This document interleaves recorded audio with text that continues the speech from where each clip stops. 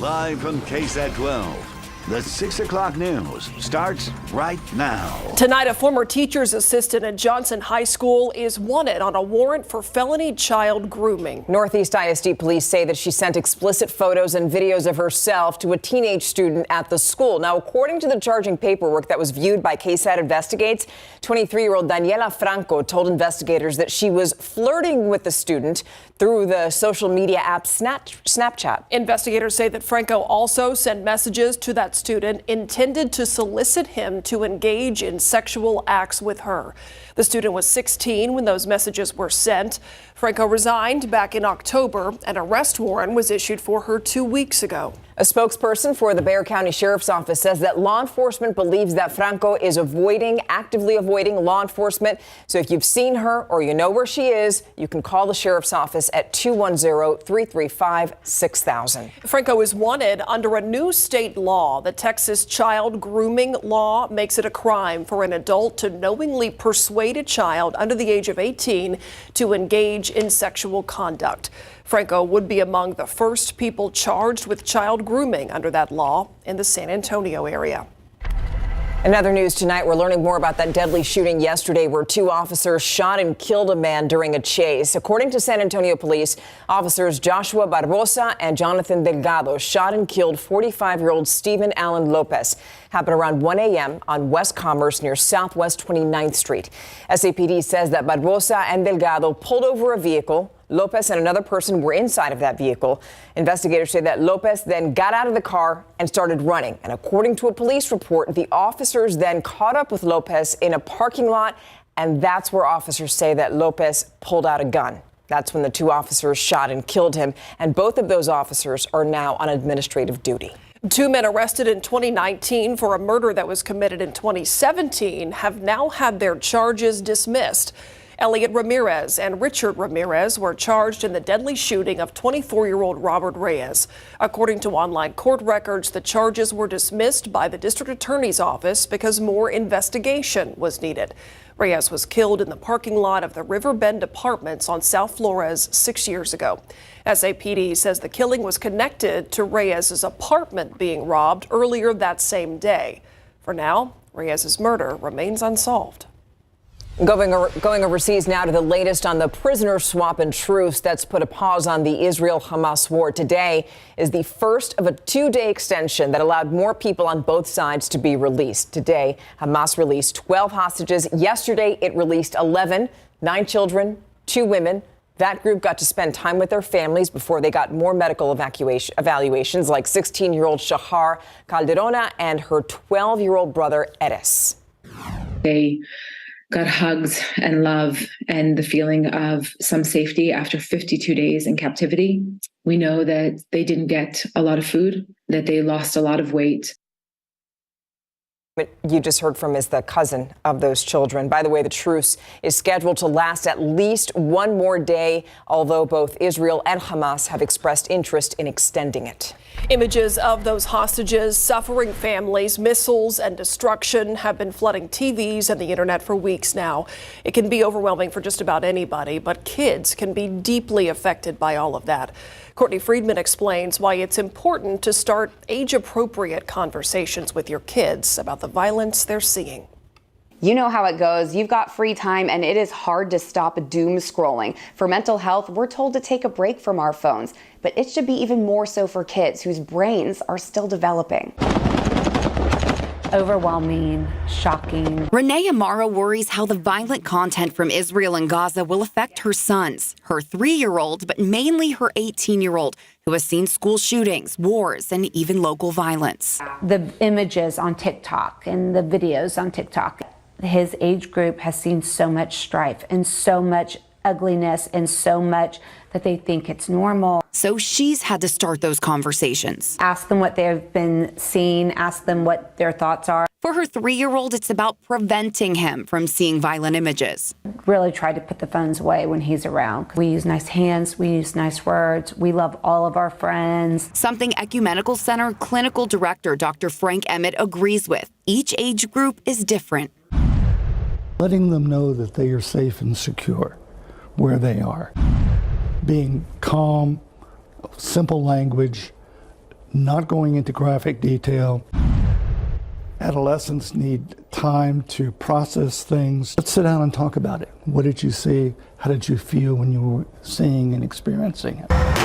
No matter what age group, he says time outside is helpful. See nature and see a degree of tranquility. As Amaro's 18-year-old heads to college, she's prepared him for hate speech he might hear. And what I've been seeing on the news about what's happening on college campuses is very disturbing to me. All she can do now is hope he will check sources, lead with empathy, and reach out if he needs to talk.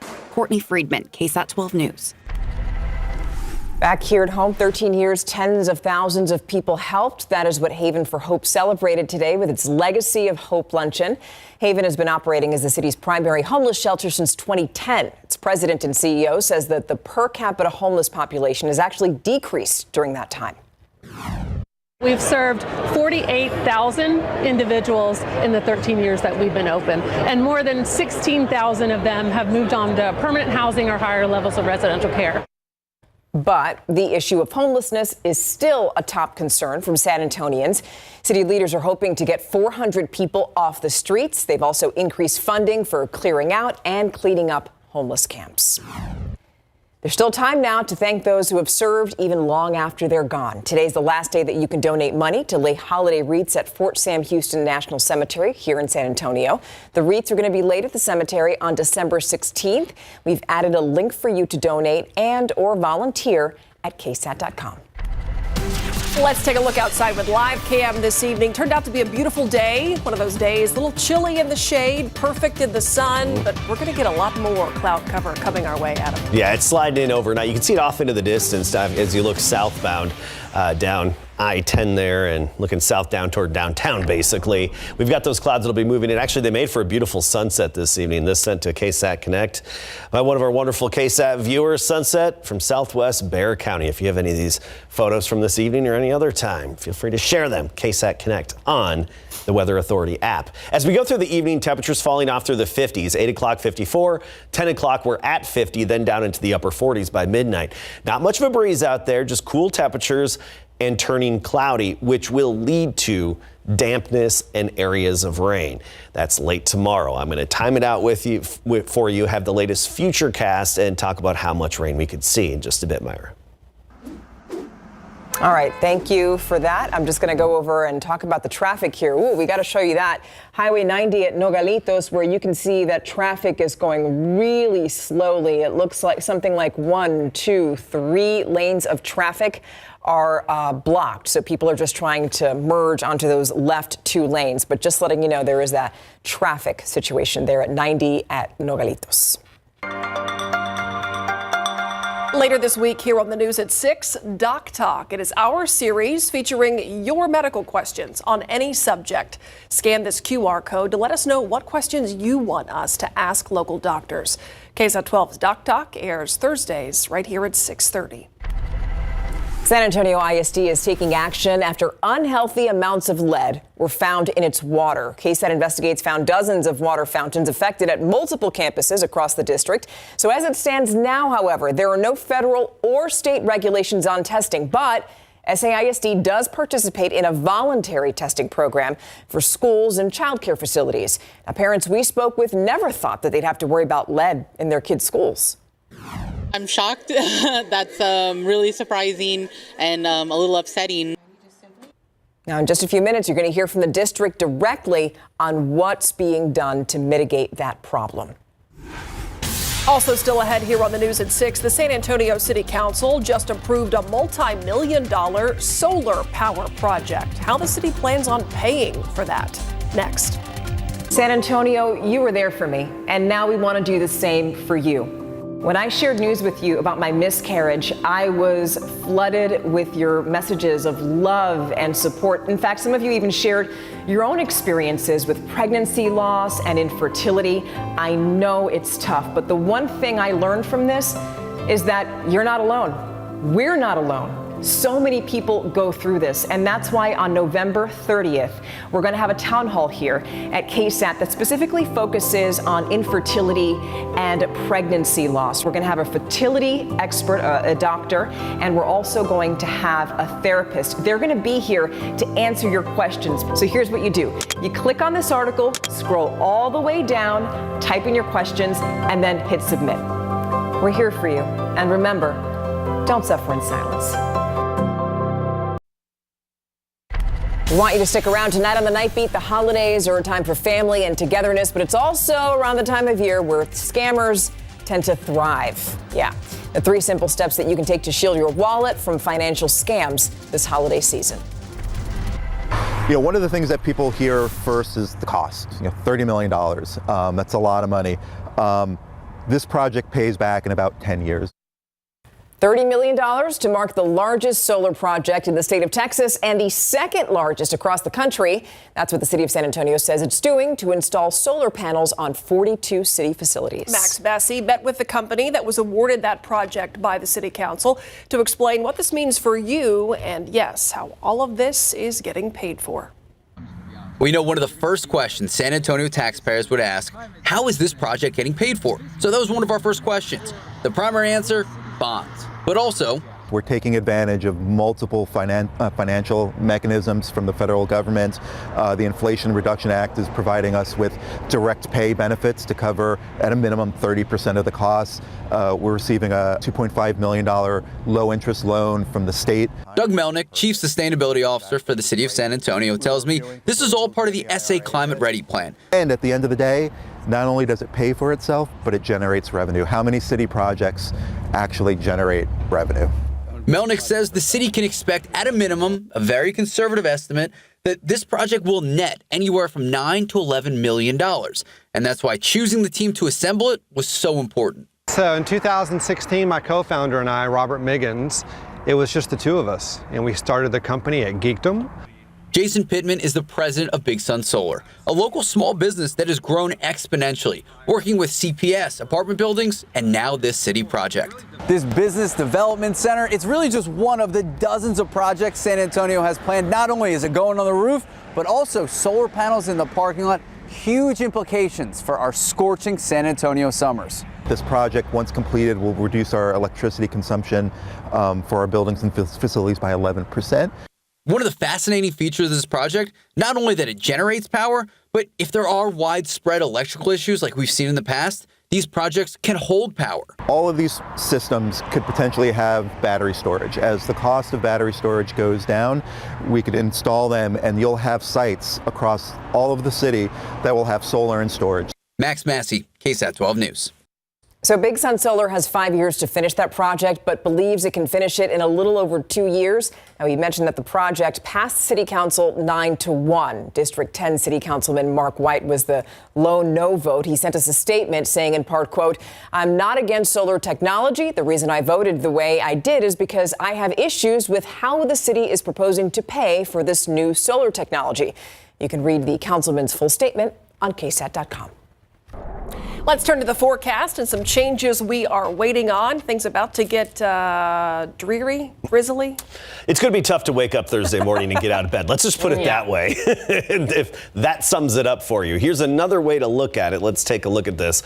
Dry commutes tomorrow. There could be a few sprinkles tomorrow evening at this time, but it's fairly unlikely. It's mainly going to be dry commutes tomorrow. Then a damp commute Thursday morning. Even if you're not getting the steady rain, you're going to have some drizzle. And so a damp commute on Thursday morning, then we clear out Thursday afternoon, but pleasant and comfortable thereafter. It's going to be a cool day tomorrow. We'll get into the temperatures in a bit, but then just classic fall, cool mornings, comfortable afternoons. Thursday all the way through the weekend and into next week. But let's talk about the rain. 30% chance tomorrow. That's mainly in the afternoon and evening. 60% chance Wednesday night. So becoming more widespread in nature in terms of the actual showers. Drizzle, 100%. Okay, I think we're pretty much all going to be seeing some drizzle. And then by Thursday, that 40% chance is for the first part of the day. Otherwise, it's a fairly dry forecast other than that. And we'll talk about accumulations in a moment. First of all, the pattern. We have this big swirl just west of San Francisco that's dropping into Texas. Most of the energy is going to be east of us and even north of us, but we're still going to get clipped by some of it and cash in on a little bit of the moisture, not the brunt of it. The heaviest rain is going to be Houston on into Louisiana. Around here, we'll have some rain, but it's not going to be a big drought denter, definitely not a drought buster. Low clouds throughout the day. First half of the day, it's going to be cloudy, gray. Looks like it could rain at any moment. You're not going to see any drops.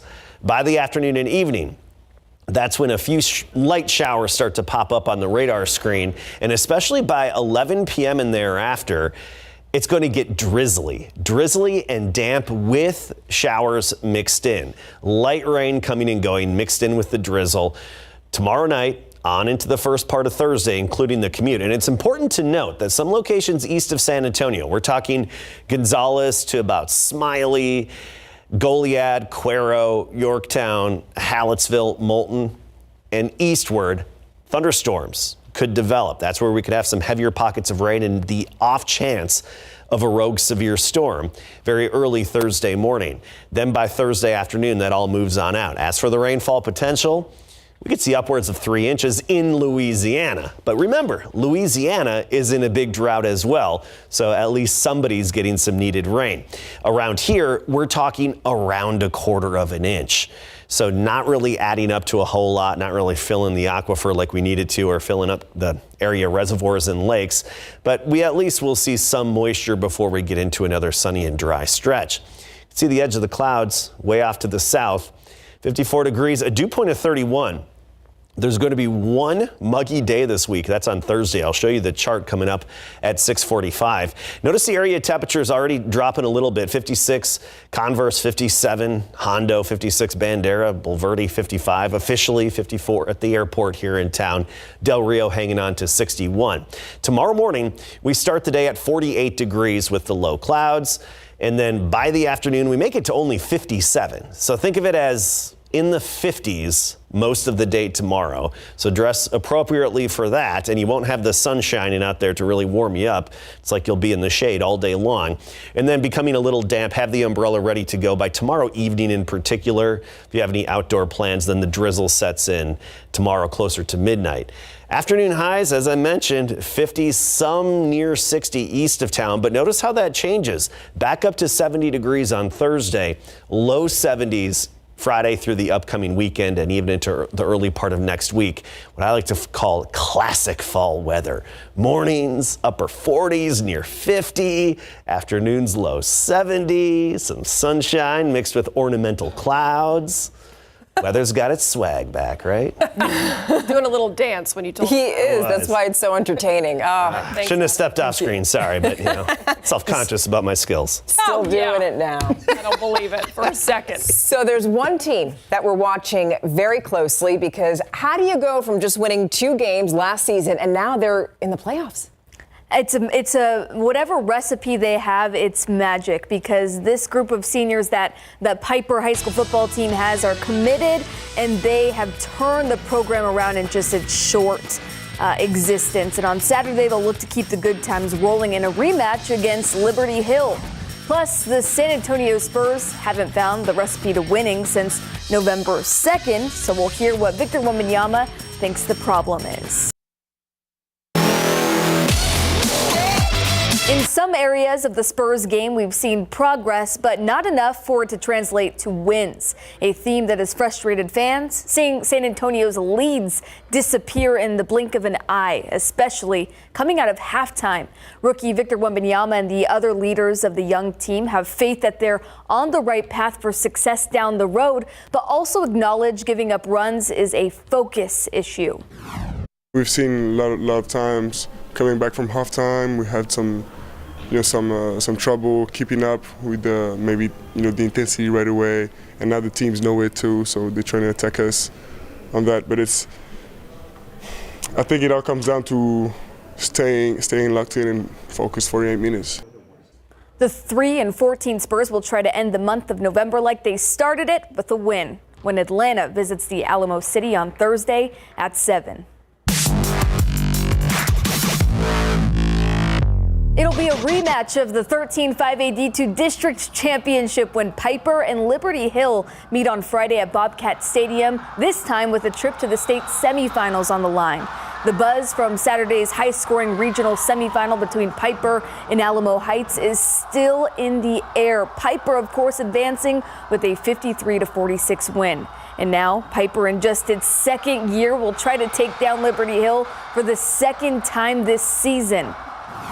Only 8 teams left in the state. We're one of them. We went 2-8 last year. I mean, now we're just one of the 8 teams left. It's left a mark on the whole city, to be honest. I think we made this community, this school proud. You know, everybody who tunes in on Friday nights. It's just a great feeling. Coming into this year, it felt different around here. Everybody worked super hard in the off season. It was one of the best off seasons they've ever seen, and it's obviously paying off for us now, being round 4 of the playoffs. Piper is playing some inspiring ball, and it's Piper and Liberty Hill Friday at 7 in San Marcos. Football coverage brought to you by Davis Law Firm.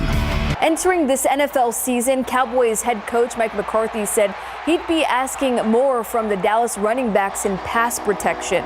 The fifth year running back, Tony Pollard, took it upon himself to lead the rest of the backs room in that initiative. 12 weeks in, they've been effective in keeping Dak Prescott's pocket clean. Tony's been awesome, and I think Rico and the younger guys have followed his lead there. Number one, the responsibility of what we ask our backs to do in pass protection is increased, and those guys have knocked it out of the park. I mean, the recognition, anticipation, but the technique of it, I think he's done a great job. So very, very impressed with our pass pro so far.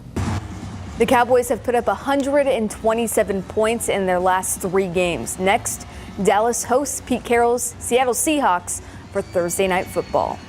All right, thank you. Thank you. Still to come here at 6 o'clock, SAISD is taking action after an unhealthy amount of lead was found in water on several school campuses. Hear from the district directly on what's being done to mitigate this problem after the break.